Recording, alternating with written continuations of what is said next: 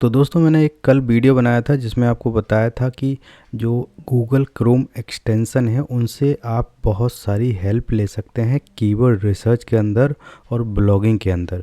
तो आज उन्हीं सारे जो एक्सटेंसन हैं उनको यूज करना मैं बताऊंगा। ये वीडियो थोड़ा लंबा होने वाला है। यहाँ पे देख सकते हैं इतने सारे एक्सटेंसन हैं और मैंने इनको आपको बताया था बारी बारी से कि इनको आपको इंस्टॉल कर लेना है। फ़िलहाल अगर आपने इंस्टॉल कर ली हो तो आप इनको ट्राई करके देख लीजिए जैसा मैं आपको बता रहा हूँ इस वीडियो में।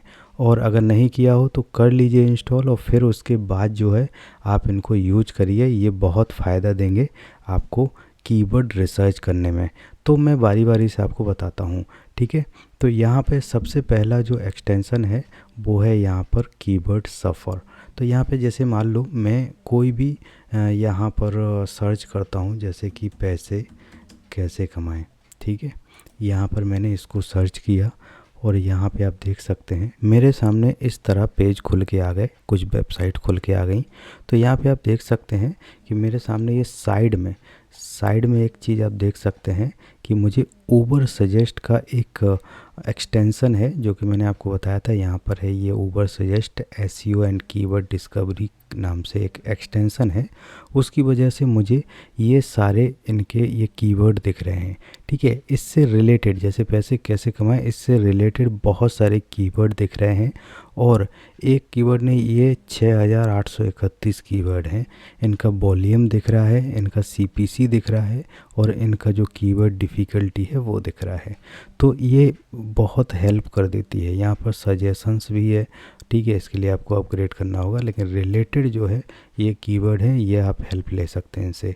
और नीचे आएंगे तो यहाँ पे देख सकते हैं कि इनका जो बैकलिंक्स है वो दिख रहा है। उसके अलावा आपको इधर दिख रहा होगा 33,100 वॉल्यूम है इस कीवर्ड का। और यहाँ पर 0.34 ये ओवरलैप हो गया क्योंकि बहुत सारे यहाँ पर एक्सटेंसन हैं और वो काम कर रहे हैं अपना अपना, ठीक है। तो यहाँ पर इनका इस जो कीवर्ड अपन सर्च करते हैं उसका वॉल्यूम और उसका सीपीसी भी हमें दिख जाता है, ठीक है। तो इस तरह से आप देख सकते हैं। उसके अलावा एक और एक्सटेंसन मैंने बताया था जो कि है मोज को हम जैसे ही चालू करेंगे तो बहुत ही कमाल की चीज़ हमें दिखाई देगी।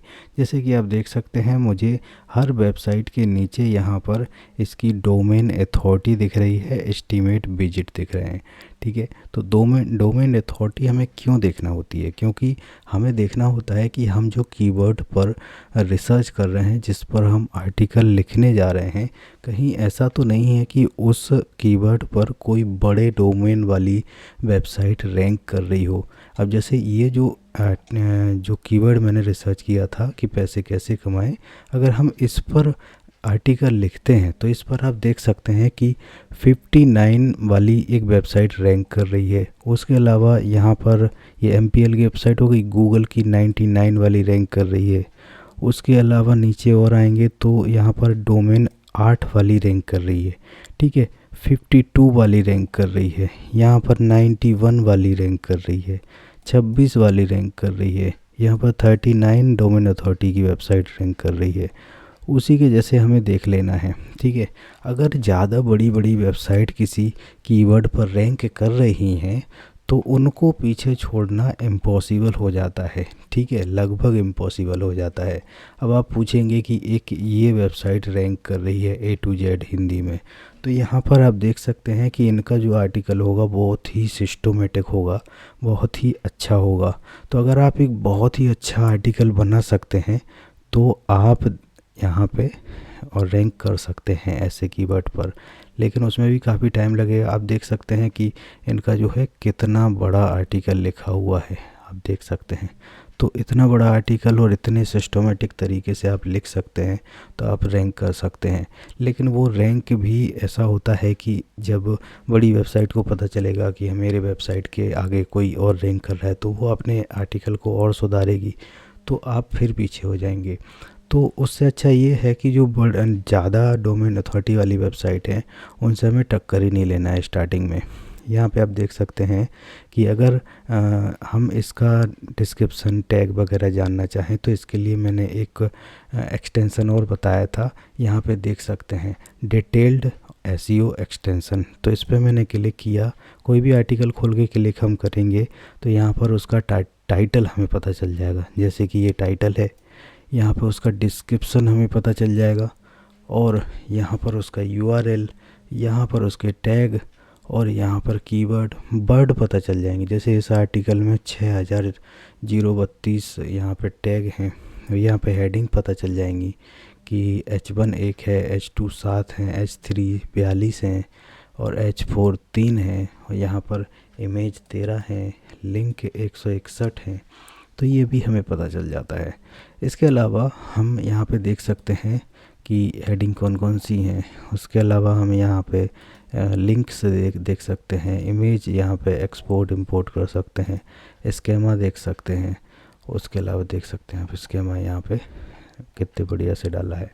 उसके अलावा हम सोशल देख सकते हैं इनका, और यहाँ पे एडवांस में हम देखेंगे तो ये टूल का उपयोग करके बहुत सारी चीज़ें हम देख सकते हैं। तो ये जो एसईओ है हमें बहुत काम करता है, बहुत हेल्प देता है, तो हमें इसको ज़रूर इंस्टॉल कर लेना है। अब यहाँ पे मान लो मैं कोई और कीवर्ड्स रिसर्च करके बताता हूँ।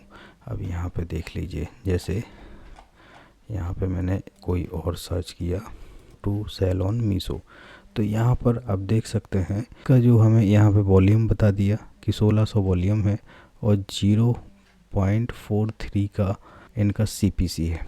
अब यहाँ पे मीशो की वेबसाइट रैंक कर रही हैं, और यहाँ पे बड़े बड़े डोमेन अथॉरिटी की वेबसाइट भी रैंक कर रही हैं। बहुत ज़्यादा डोमेन अथॉरिटी है तो हमारे रैंक करने की चांस बहुत कम हो जाते हैं।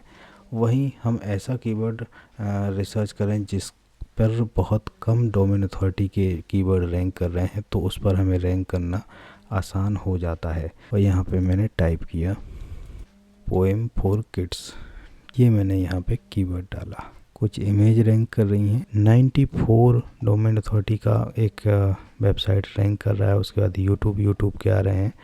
तो यहाँ पर एक चीज़ और आप ध्यान दीजिए कि जैसे कि पिंटरेस्ट हो गया, उसके अलावा क्वारा हो गया, तो इसके जैसे अगर वेबसाइट रैंक कर रही हैं, यानी कि जैसे मान लीजिए कि फ्लिपकार्ट, अमेजोन, ये ई कॉमर्स वेबसाइट है, अगर ये कोई न्यूज़ में या फिर किसी अदर कैटेगरी में रैंक कर रही हैं, तो वहाँ भी आपके कीवर्ड के रैंक होने के चांस बन जाते हैं, क्योंकि गूगल को मजबूरी में वो चीज़ रैंक करवानी पड़ती है। जैसे मान लो कोई कंटेंट नहीं है तो मजबूरी में रैंक करवानी पड़ती हैं। जैसे मैंने ये कीवर्ड डाला शॉर्ट हिंदी पोएम, ठीक है, तो यहाँ पर पिंटरेस्ट रैंक कर रहा है, देखिए यहाँ पर।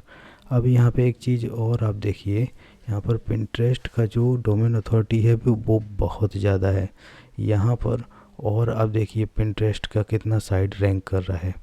उसके अलावा आप एक चीज़ और देखिए कि यहाँ पे एक ये वेबसाइट है, इसका 51 है, लेकिन अब ऐसा तो है नहीं कि एक पेज में एक ही वेबसाइट दिखाए, तो उसके अलावा ये पिंटरेस्ट का दूसरा दिखा दिया। अब यहाँ पर दूसरी ये वेबसाइट है, इसकी डोमेन अथॉरिटी 1 है, ठीक है। ये 1 डोमेन अथॉरिटी के साथ 9262 मंथली विजिट ले रहा है केवल एक पोएम पर। ये कितना अच्छा कीवर्ड है, यहाँ पे आप देख सकते हैं 49,500, लगभग 50,000 का यहाँ पे ट्रैफिक है। तो यहाँ पे ये रैंक क्यों कर रहा है, क्योंकि ये जैसे अमर उजाला, ये एक न्यूज़ की वेबसाइट है, लेकिन यहाँ पर शॉर्ट हिंदी पोएम पर रैंक कर रहा है, तो यहाँ पे ये एक अच्छा कीवर्ड माना जाएगा। यहाँ पे आप देख सकते हैं कि 3 डोमेन अथॉरिटी है, फिर भी ये रैंक कर रहा है। क्यों कर रहा है, क्योंकि ये अपनी कैटेगरी में लिख रहा है। यहाँ पर यूट्यूब का कुछ वीडियो रैंक कर रहा है, यहाँ पर एक और है जो कि यहाँ पे लिखा हुआ है 43 है, लेकिन 43 वाले से यहाँ पे 3 वाली और 1 वाली की कविता ज़्यादा अच्छी होगी, इसीलिए यहाँ पे ये ऊपर रैंक कर रहा है। तो ये चीज़ें भी मैटर करती हैं, तो उस चीज़ का आपको ध्यान देना है। यहाँ पर और भी देखिए, यहाँ पर एक चीज़ मैंने ये और बताया था कि ये जो है आपको रैंक चेक करने के लिए एक और प्लगइन बताया था। जैसे मान लो मैं इसी की एक ये खोल लेता हूँ वेबसाइट, और यहाँ पर मैं ये है एक्सटेंशन, तो मैं इसको क्लिक करता हूँ, ठीक है, ये सिमिलर वेब है, तो मैं इसको क्लिक करता हूँ। तो इसको क्लिक करने पर हमें क्या मिलता है कि इस वेबसाइट का पूरा जन्म कुंडली मिल जाता है। जैसे मान लो कि इसका ग्लोबल रैंक क्या है, इसका कंट्री रैंक क्या है, कैटेगरी रैंक क्या है, और इसका कितना ट्रैफिक आता है। जैसे कि इसका नवंबर 2023 में 4.8 मिलियन का ट्रैफिक है। उसके बाद ये इंडिया में मोस्टली रैंक कर रहा है 52%। उसके अलावा 78% यूएस में रैंक कर रहा है, और बाकी देशों का यहाँ दिया है। किस तरह से सर्च आ रहे हैं वो भी हमें दिखाता है। तो इस तरह से ये जो है काम करता है। अब यहाँ पर और भी मैंने एक्सटेंशन बताए थे इतने सारे। तो यहाँ पर ऐड ब्लॉक है। ऐड ब्लॉक क्या काम करता है कि जैसे मैंने ये खोला तो इस वेबसाइट पर ऐड चालू है, लेकिन मुझे नहीं दिखाई दे रहा है क्योंकि मैंने ऐड ब्लॉक चालू करके रखा है। गूगल ट्रांसलेट से आप ट्रांसलेट कर सकते हैं। ग्रामरली जब अपन लिखते हैं आर्टिकल को, तो आपकी जो आर्टिकल है तो उसमें कोई ग्रामर मिस्टेक है वो सही कर देता है। कोइल बोट भी यही काम करता है, लेकिन इससे अपन आर्टिकल लिखते हैं और कहीं जैसे मैंने मान लो कोई पैराग्राफ एआई से लिखवाया तो उसको स्पिन करने के लिए ये बोट काम आता है। तो ये एक्सटेंशन बहुत काम का है।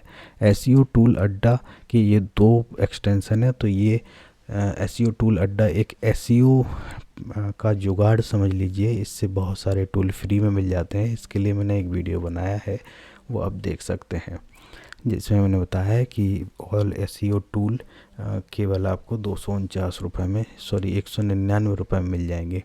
तो फिलहाल 199 नहीं, लेकिन 599 में आपको बहुत सारे टूल मिल जाएंगे। यहाँ पर ऊबर सजेस्ट है, और ऊबर सजेस्ट का उपयोग मैंने बता दिया। वॉइस इन एक बहुत अच्छा टूल है। इससे आप वॉइस टाइपिंग कर सकते हैं। वेब पेन टूल से हम क्या कर सकते हैं कि हम अपना स्क्रीन रिकॉर्डिंग ऑन करके और स्केच पेन यूज कर सकते हैं, ठीक है। उसके अलावा एआई कंटेंट डिटेक्टर ये है कि इसमें मैंने जैसे यहाँ पर कोई जैसे यूज करके बताता हूँ, जिससे आपको ज़्यादा जल्दी समझ में आएगा। जैसे मान लो यहाँ पर मैंने कोई यहाँ पे डाला, ठीक है, कोई भी कीवर्ड डाला, जैसे मीशो वाला ही डाल दिया, और मीशो वाला डाल के वो मैंने यहाँ पर कुछ कॉपी कर लिया। तो मैं यहाँ से ये चीज़ें कॉपी कर लेता हूँ, ठीक है। कॉपी करके वो मैं इसको केवल ऑन कर देता हूँ, और ऑन करके ये बता देगा कि कहीं ये एआई डिटेक्टेड तो नहीं है। तो यहाँ पर दिखा दिया इसने कि ये ह्यूमन टेक्स्ट है, एआई ने नहीं लिखा है। एआई वाला कैसे बताता है, चलिए मैं वो भी आपको बता देता हूँ। तो जैसे मैंने ये चैट जीपीटी खोला, और चैट जीपीटी से मैं कुछ लिखवा के आपको बताता हूँ सामने। जैसे मान लो लिखा मैंने कि how to earn from home, ठीक है। तो मैंने ये लिखा, और ये जो है लिख दिया चैट जीपीटी ने सॉरी। अब यहाँ पे देख सकते हैं, मैं इसको पॉज कर देता हूँ, इतना ही मुझे चाहिए।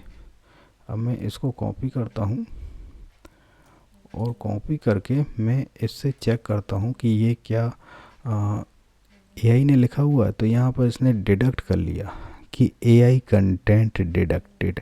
तो यही इसका कमाल है, यही इसकी खूबसूरती है कि ये क्या बता देता है हमको कि कहीं ये कंटेंट एआई ने तो नहीं लिखा है। अब जैसे मान लो कि आप एक ब्लॉगर हैं, आपने किसी स्टाफ को हायर किया आर्टिकल लिखने के लिए।